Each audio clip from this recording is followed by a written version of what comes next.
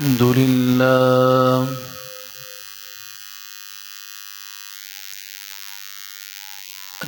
لله نحمده ونستعينه ونستهديه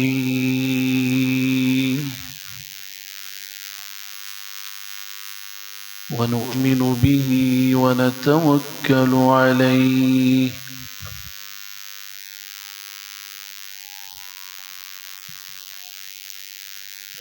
ونعوذ بالله من شرور أنفسنا ومن سيئات أعمالنا من يهده الله فلا مضل له ومن يضلله فلا هادي له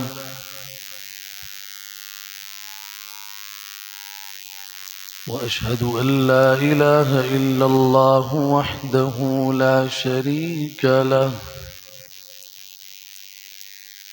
وأشهد أن سيدنا ومولانا محمدا عبده ورسوله صلى الله تعالى عليه وعلى آله وصحبه وبارك وسلم تسليما كثيرا. أعوذ بالله من الشيطان الرجيم. بسم الله الرحمن الرحيم. لقد من الله على المؤمنين إذ بعث فيهم رسولا من أنفسهم يتلو عليهم آياته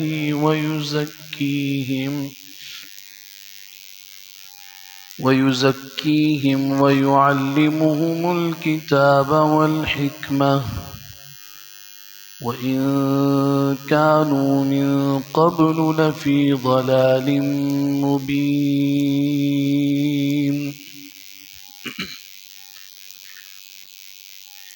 وقال سبحانه وتعالى: هنالك ابتلي المؤمنون وزلزلوا زلزالا شديدا.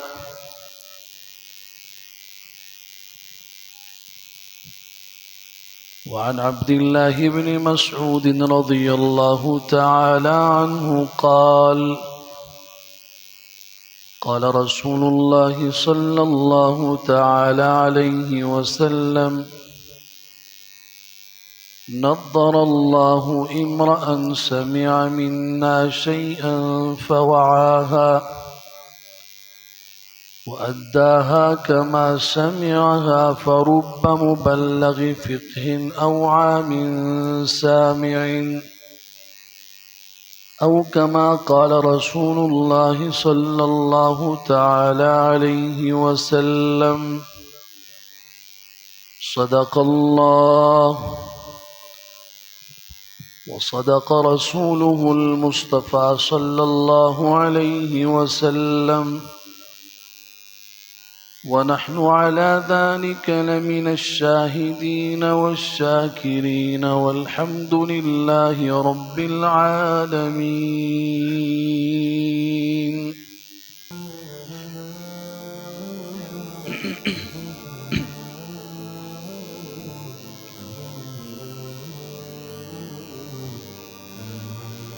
سورة آل عمران آیت نمبر 164، سورة احزاب آیت نمبر 11، اور رسول اکرم صلی اللہ تعالی علیہ وسلم کا ایک فرمان مبارک جس کو حضرت عبداللہ بن مسعود، حضرت زید بن ثابت، معاذ بن جبل، جبیر بن مطعم اور حضرت انس بن مالک اور ابو دردہ رضی اللہ تعالی عنہم اجمعین نے روایت کیا ہے۔ خطبے میں آپ حضرات کے سامنے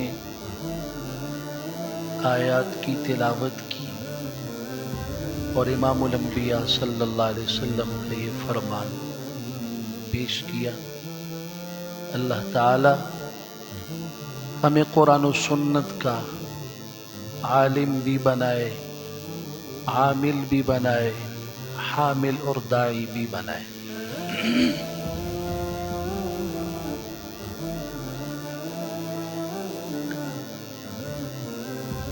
مسلمان اس دنیا میں اس وقت تک باقی ہیں جب تک اسلام باقی ہے۔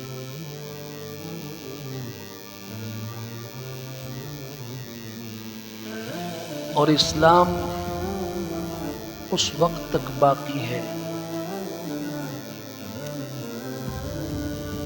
جب تک مساجد اور مدارس قائم ہیں۔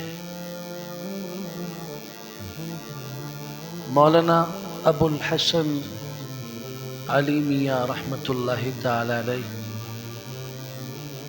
فرمایا کرتے تھے، اسلام کے قلعے ہیں یہ دینی مدارس۔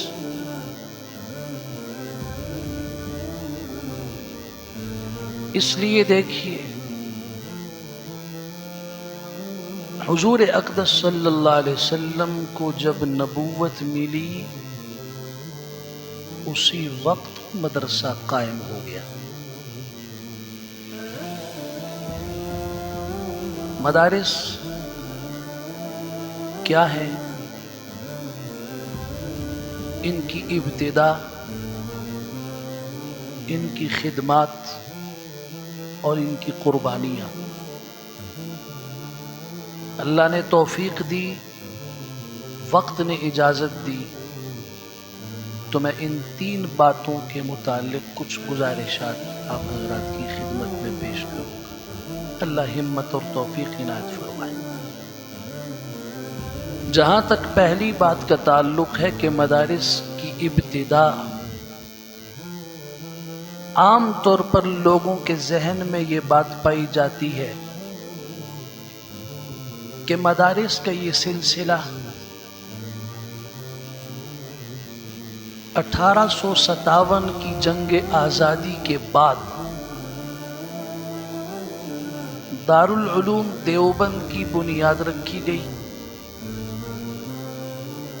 اس طرح دیگر مکاتب فکر کے ادارے قائم ہوئے تو لوگوں کے ذہن میں یہ بات پائی جاتی ہے کہ شاید 19ویں صدی سے مدرسوں کا آغاز اور ابتدا ہوئی۔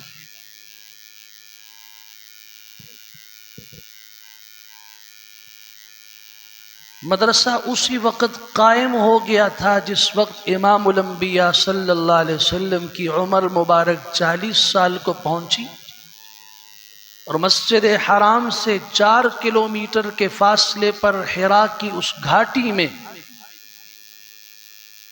جبرائیل امین نے جب آ کے فرمایا تھا اقرأ بسم ربک الذی خلق خلق الانسان من علق اقرأ وربک الاکرم الذی علم بالقلم علم الانسان ما لم يعلم۔ سورہ علق کی پہلی 5 آیتیں اتریں، یہیں سے وحی کا آغاز ہوا، یہیں سے قرآن مجید کا آغاز ہوا، یہیں سے امام الانبیاء صلی اللہ علیہ وسلم کی نبوت کا آغاز ہوا اور یہیں پہ مدرسے کا آغاز بھی ہو گیا۔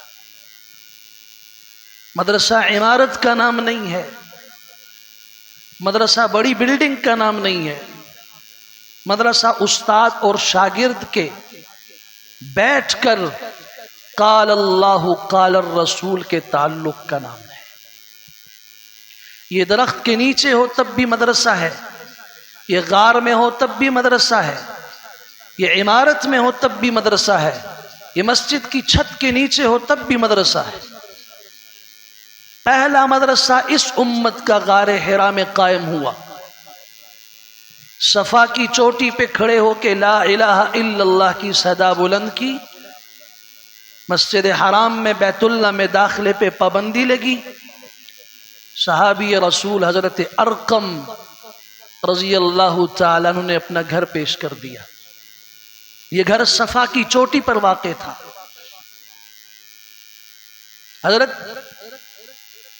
مسلمانوں کو قرآن سکھانے کے لیے، دین کی تبلیغ کے لیے میرا گھر وقف ہے. تو آج جو مسلمان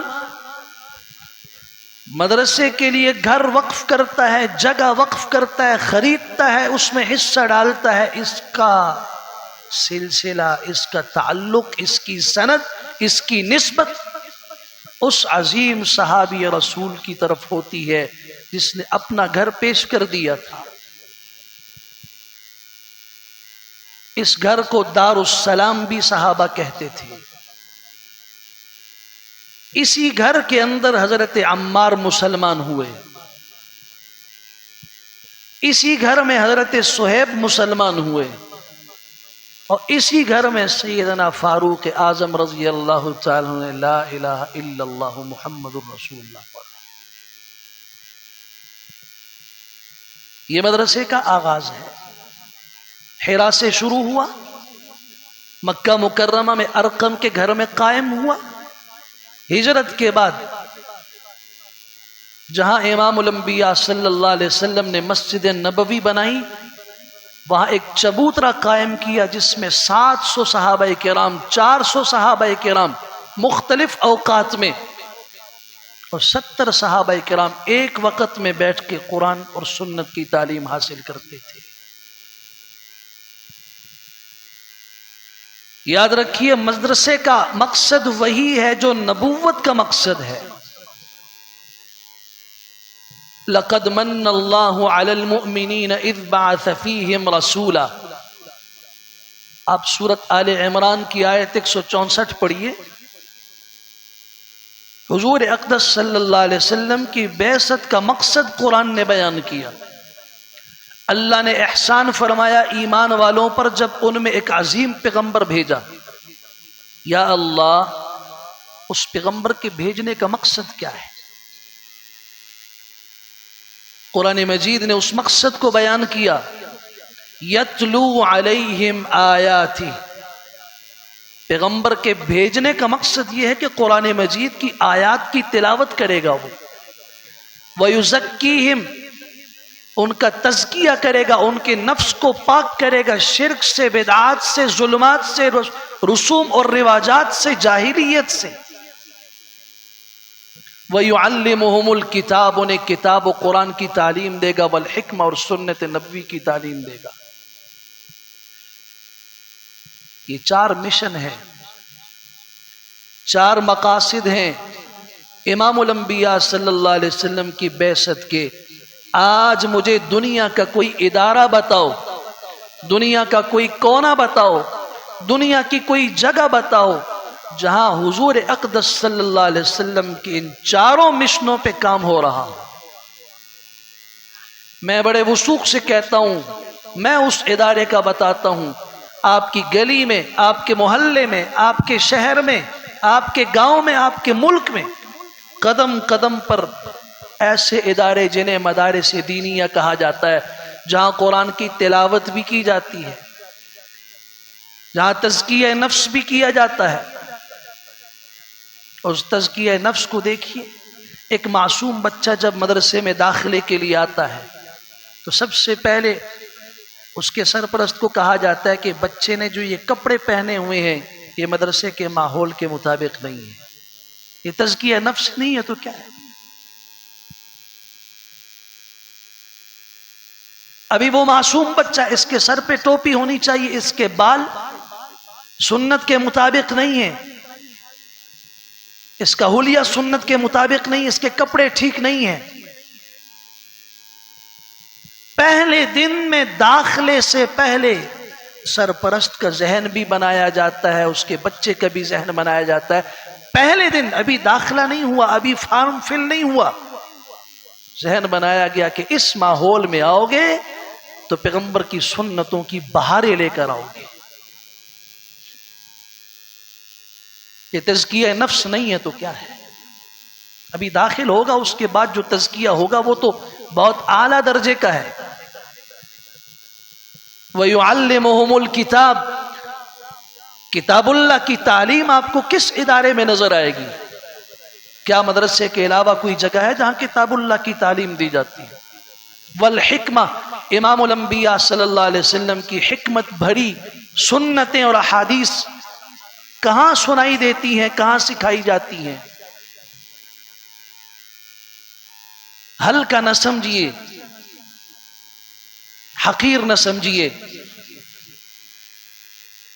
انسان کی فطرت میں اللہ نے محبت بھی رکھی ہے اور نفرت بھی رکھی ہے۔ یہ کسی چیز سے محبت کرتا ہے اور کسی چیز سے نفرت کرتا ہے، لیکن خوش قسمت ہے وہ انسان جسے طالب علم سے محبت ہے۔ کیوں؟ یہ قرآن و سنت کا حامل ہے۔ اسے دینی حلیے والے سے محبت ہے۔ کیوں؟ کہ یہ میرے پیغمبر کی سنتوں کا علم بردار ہے۔ اس کی زبان سے خیر کی بات نکلتی ہے، میں اس لیے اس سے محبت کرتا ہوں۔ اگر اس سے نہیں کرو گے تو محبت تو کرنی ہے، وہ تو طے شدہ ہے، وہ تو فطرت ہے۔ پھر کیا ہوگا؟ کسی کے دل میں کتے کی محبت ہوگی، کسی کے دل میں جانور کی محبت ہوگی، کوئی بیلوں سے محبت کرتا ہوگا۔ اور آپ نے نہیں دیکھا یہ کتوں کو اپنی جھولی میں بٹھایا ہوا ہے، انہیں وہ خوراکیں کھلاتے ہیں جو اپنے ماں باپ کو کبھی نہیں کھلائیں۔ محبت کرنی ہے، رخ ٹھیک کرو کہ کہاں کرنی ہے۔ امام الانبیاء صلی اللہ علیہ وسلم سے صحابی نے پوچھا، یا رسول اللہ صلی اللہ علیہ وسلم کوئی نصیحت فرمائیے۔ آپ نے فرمایا، لا تصاحب الا مؤمنا، جب کسی کی صحبت اختیار کرنی ہو، کسی سے دوستی کرنی ہو تو مومن کے سوا کسی کا انتخاب نہیں کرنا۔ ولا یأکل طعامک الا تقی، کسی کو کھانا کھلانا ہو تو متقی اور پرہیزگار کو کھانا کھلاؤ، ورنہ کیا ہوگا؟ کسی نے گھر میں سانپ پالے ہوئے، اب یہ نیا ہے کہ ہمارے ملک میں بھی رجحان بڑھ رہا ہے۔ وہ کتے اور بلے وہ تو رہے ایک طرف، سانپوں کو گھر میں رکھ رہے ہیں، خون خار بھیڑیے اور شیر، اور ان کو رکھ کے ان کو بڑی بڑی غذائیں کھلائی جاتی ہیں، لاکھوں روپے صرف کیے جاتے ہیں، اور اس پہ فخر کرتا ہے۔ تو مسلمان کو اس پہ کیوں فخر نہیں کہ میرا مال اللہ کے گھر پہ صرف ہو رہا ہے، مجھے اللہ نے جو صلاحیت دی وہ اللہ کے دین پہ صرف ہو رہی ہے۔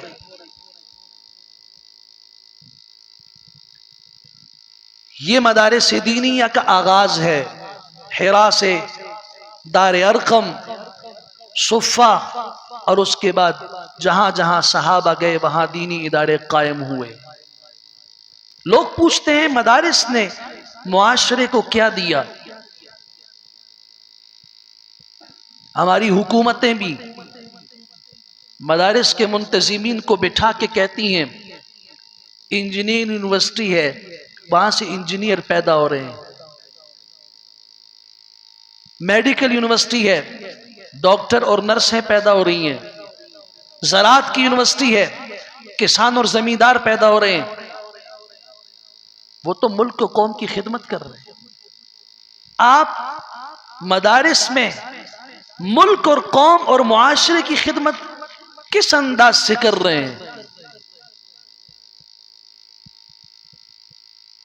لوگوں کے ذہن میں یہی ہے کہ معاشرے کے جو ناکارہ لوگ ہیں، جو کسی کام کے نہیں ہیں، شاید وہ مدرسوں میں پڑے ہوئے ہیں، اپاہج، لنگڑے، لولے، نابینا، جو کسی کام کے نہیں، ان کو مدرسے میں ڈال دیے گئے، شاید ایسا ہے۔ رب کعبہ کی قسم، مدارس نے وہ لوگ پیدا کیے جنہوں نے انسانیت کا درس دیا ہے۔